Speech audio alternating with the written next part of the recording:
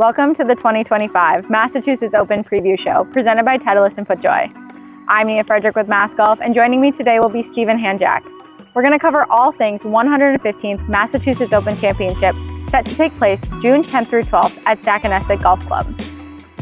There will be a cut made after 36 holes of stroke play, and the final round will take place on Thursday.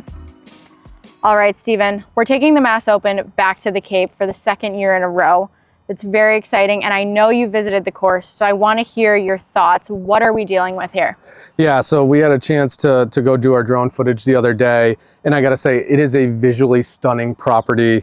A lot of the tee boxes are elevated, so you're looking down at these beautiful collections of bunkers. Everything is so perfectly maintained before the play rises back up to a lot of elevated greens. So it just looks beautiful, and it's a proper setting for a Mass Open. Specifically speaking about some of the holes, number 2 and number 7 stood out to me in a way that I just wasn't expecting. I'd been to the course before, but I hadn't made my way around. And I don't know if it was intentional, but those 2 holes almost feel like an ode to the old course at St. Andrews. Number 2, mimicking, not necessarily 18, but it's got this huge valley of sin. It looks like it's, I don't know, 6 stories high, where it falls off on a drivable par 4. And then the 7th hole has kind of a modern twist to the road hole with this, the road hole bunker and the green that wraps around. Certainly won't play as a par 4.5 like it does for the Open Championship, but a really cool, again, paying its respect to I guess, St. Andrews. But 2 really memorable holes from our visit. And the other thing is the greens there are fast.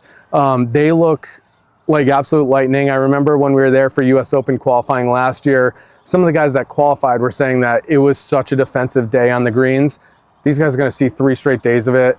They're going to have it geared up for this championship. It's going to identify anyone that's a little nervy with the putter. I'll say that. All right. So while you were visiting, tell us the spots where should we be watching once we're on site there, especially around the greens, I guess. But yeah, where are the spots to hit? So I think thinking about this, I was like, let me divide my day up into 3 parts. Part 1, I'm going to go to the 2nd hole, and I'm just going to watch these guys take driver on. I think it's 300 yards. They're all going to either be able to get it up there or run it close, and seeing how they navigate that valley of sin. You're probably going to see a few eagles too, or the guys that keep it up on the green. But you're going to see a lot of different shots around there, and I can't wait to check that out. So that'll be the first third of my day. The next third, I'm going to the snack shack. We've got food, we've got restrooms, and most importantly, ice cold Diet Coke. Of course. So that's most important. But seriously, it's got, which holes is it? 10 green, 14 green, both play up to it. And then the long par 3, 13th plays away. So you can see 3 entire holes, play through to completion, as well as a few more tee shots. So you're seeing 5 different holes in one spot. Plus you got some shade, some food, and what have you. So that's Diet Coke is what we have. A Diet Coke, exactly. So I'll spend the second part of my day there, and then finally I'll go over to that 16th and 18th.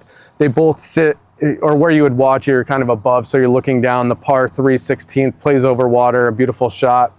And then the 18th hole, the par 5 finisher. Always great to see some fireworks at the end of the round. So that's where I would go. That's where I am going to go. And you'll probably see a lot of our footage from those spots. But if you're going, I'd suggest at least check those spots out. All right.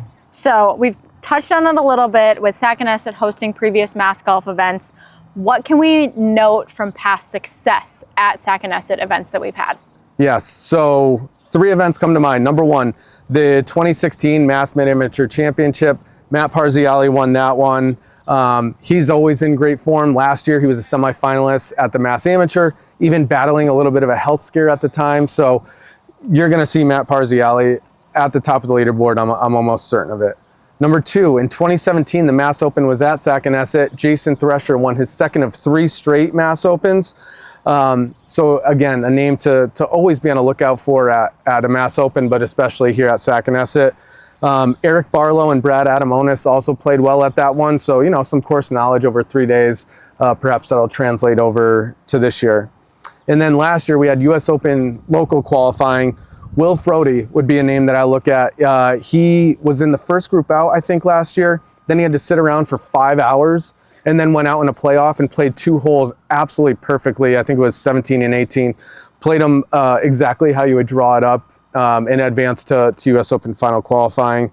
A bunch of other names played really good, but didn't make it through, like Ben Balter, who won earlier this year, Christian Emmerich, Jimmy Herval, Andrew Gilday. So a lot of these guys got to see this place last year, and those would be names that I look at for this year too. All right, so let's move on and talk about the players. Specifically, we've got a handful of past champions in the field.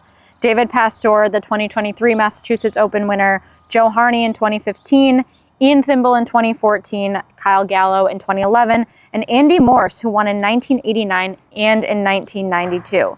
So on top of the rest of the players that we have hitting this field after 6 qualifiers across the state, what have we got? So before I touch on them, I'm going to just kind of tell you what I've seen in doing a bunch of the research for our 125. We have a publication coming out this summer, and there's 3 things that have stood out. One, it's been crowning a professional as the champion. I think it's been the last 25 years, whatever it may be. It's been a professional that's won this championship. Number 2, while the AMs haven't won, especially in 3 of the last 4 years, they've been on the 18th tee, or I guess the 54th hole tee, with a chance to win this championship. It has always played out with the pro winning, but I think, again, one thing to look at is AMs will be in contention come down the stretch. And number 3, this event, the winners, it has essentially been a leap, or I guess a launching point for a lot of these guys' careers. You look at Jim Renner, Oppenheim, Harmeling, even Rob Labritz on the senior stage. They've all used their win at the Mass Open to elevate to the next stage of their professional career. So perhaps we'll see that here again this year. But the players specifically, with golf, you're always looking at who's in good form and who has the confidence. And a bunch of names that stand out. Number 1, Cooper Griffin just played phenomenal golf down at US Open final qualifying. I think he finished 1 over par over the 2 rounds. He was 1 back of Michael Thorbjornsen, who needs no introduction to our followers. So he's playing great golf. Ricky Steinmetz, we're on the Cape, so he's always going to be a name to look for. So a couple amateurs there. A unique one, and it seems really fitting with the Stanley Cup playoffs now here, is Jack Butchergross. He's now a professional golfer. His father, famously, John Butchergross, known as basically the voice of hockey for ESPN. And for those No Laying Up fans, a former guest on the Trap Draw podcast. So an interesting name and someone to watch for at the event. The other non-mass professional that I'd keep an eye out on is Jimmy Jones. He qualified through, or I guess advanced through US Open local qualifying up at Crump and Fox earlier this year. He's from Canada, lives in Florida, been doing the mini tour scene. He was at US Open final qualifying and missed out by, I think, a shot out at Canada against a field that had a ton of PGA Tour players. So his game's in form. He's played well in Massachusetts earlier this year. Wouldn't be surprised to see him give it a run. Local guys that I'm looking at, Stephen Delisio and James Amai, we were talking about this earlier. Both of them were playing great last year at the Open. We're back on the Cape, similar setting, similar time of year. You think their games are probably in a similar spot, so we'll look there. Peter French, he just played US Open final qualifying, but the interesting thing about him, I was talking to him at Great Horse, he just came off of double hip surgery. So he's finally healthy again. And you may have seen him last year at our Mass Am. He was riding around in a cart just taking in golf because he's a golf sicko like a lot of us.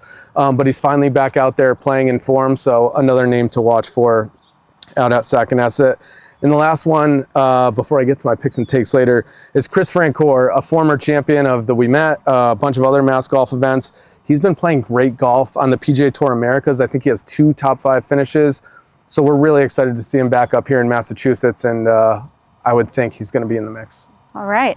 Okay, so we've hit a ton of players' names. We've hit a lot about the golf course. Probably too many names thrown out too quickly, so apologies there. I'm just so excited as I'm looking through these names. It's such a deep field this year that it's so many familiar names, so many great players, but sorry to cut you off. I'm just really excited And about it's our this. first signature event of the year, which is just so exciting. It really does feel like golf season.